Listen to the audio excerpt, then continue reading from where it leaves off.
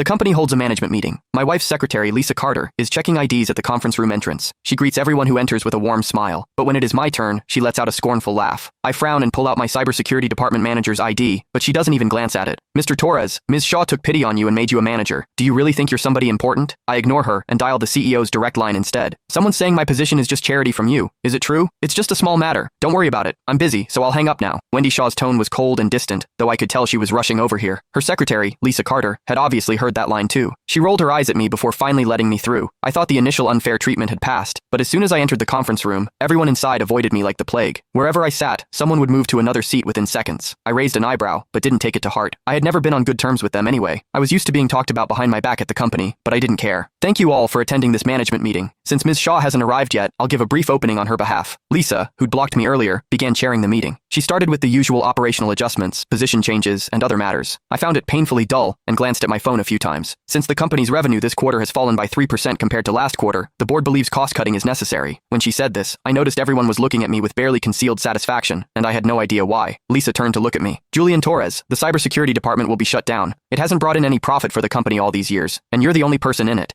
Keeping a department in name only that contributes nothing is pointless, and it reflects badly on the company. I finally understood why everyone was treating me so strangely today. The absurdity of it made me question her. Are you serious? You're really shutting down my department? She let out a snort, as if I couldn't understand plain language. A few colleagues took the opportunity to gang up on me. Come on, Julian, isn't that clear enough? If you can't accept it, maybe you should reflect on yourself. You've been playing on your phone since the meeting started. Disrespecting Ms. Carter is equivalent to disrespecting Ms. Shaw. You do know that, right? Hearing that, I was genuinely speechless. I was checking my phone to monitor the firewall in real time, making sure no virus could hit the company's core systems while I'm away. How on earth does that count as disrespecting Ms. Shaw? They didn't understand a thing, yet there they were, spouting nonsense. Seeing how I responded, they changed tactics again. What's the point of your monitoring? It's not like there are that many threats. We've never even heard of one. Exactly. You probably slack off in your office all day, and now you want to pretend you're working hard? Drop the act. You're just doing this because Ms. Shaw is about to arrive. I looked around at the open hostility directed at me and realized I had never fully understood just how many people looked down on me. The irony was that I was being mocked precisely because the company's system had never been breached. The situation suddenly reminded me of a joke I'd seen online about a programmer who deliberately created bugs just so someone would call him to fix them, all to avoid looking idle. Somehow, the comparison felt uncomfortably accurate. I realized that quietly doing the work without much fanfare clearly hadn't done me any favors. Since that was the case, there was no reason for me to keep being polite. I slowly stood up and met each of their gazes. Without me, this company would have gone under long ago. Who do you think you are bossing me around like that? Let me be clear. The cybersecurity department is the most important department in this company. Got it? At these words, Lisa's tone sharpened, dripping with mockery. Who gave you the confidence to think you matter that much? Ms. Shaw? Julian, stop being naive. I was about to respond when the conference room door swung open, and someone barked sharply. That's enough! Wendy strode into the conference room in a custom-tailored suit and heels. The room fell silent the instant she entered.